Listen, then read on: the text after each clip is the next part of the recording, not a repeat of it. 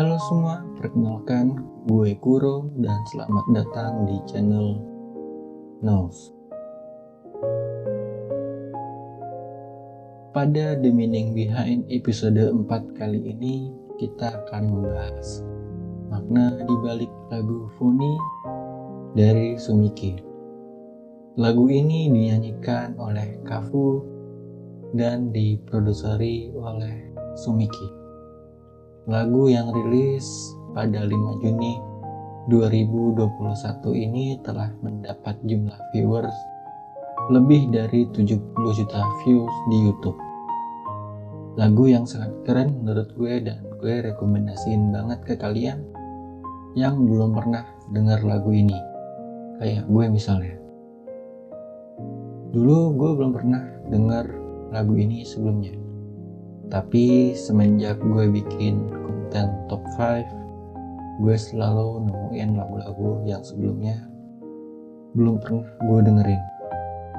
Dan sekarang, tanpa membuang banyak waktu lagi, mari kita bahas apa sih makna dibalik lagu Funny dari Sumiki ini.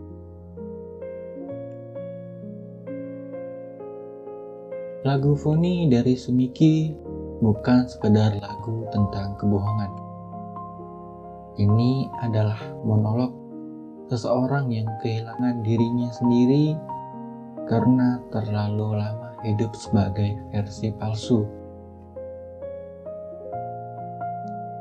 Di awal lagu, ia berkata bahwa di dunia ini tidak ada bunga yang lebih indah daripada bunga buatan. Kenapa?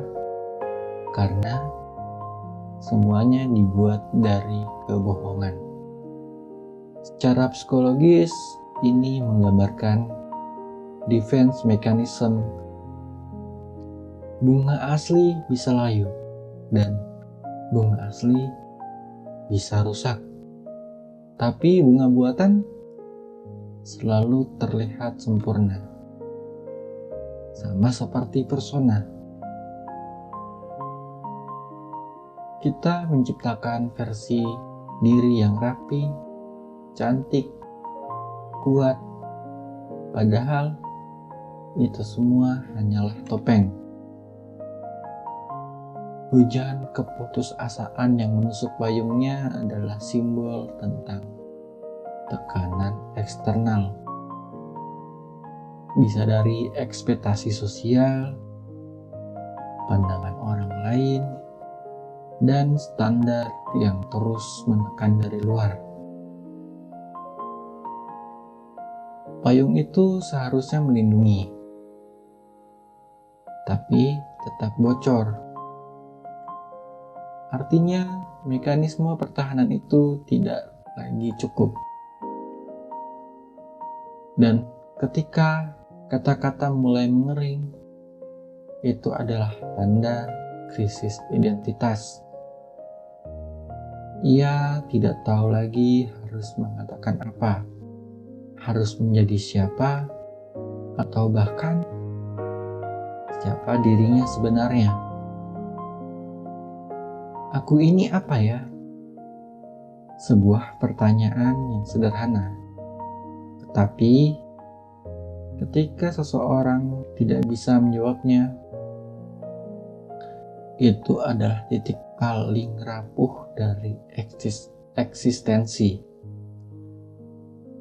Cermin dalam lagu ini sangat penting.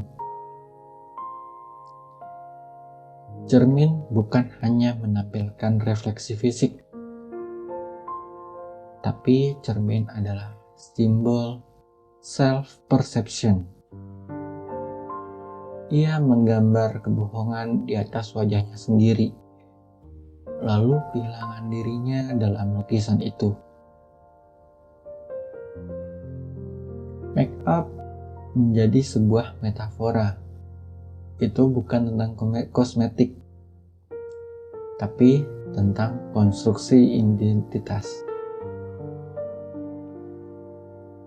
Ia tidak lagi tahu mana yang menjadi dirinya dan mana karakter yang sedang ia mainkan.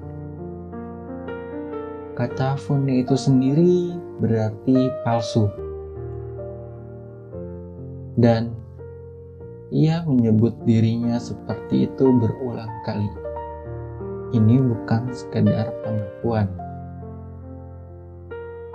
Ini adalah self-labeling. Dalam psikologi, ketika seseorang terus-menerus menyebut dirinya sesuatu, lama-lama dia mempercayainya. Aku palsu, aku hanyalah kebohongan. Dan ketika kebohongan itu terjerat terlalu dalam, ia tidak lagi bisa mengucapkan selamat tinggal. Karena bahkan perpisahan pun terasa tidak nyata. Ada satu bagian yang penting. Kenapa manusia berkerumun pada sesuatu bernama cinta dan menginginkannya? Ini adalah kelelahan emosional. Seseorang yang terlalu lama berpura-pura akan mulai mempertanyakan konsep cinta itu sendiri.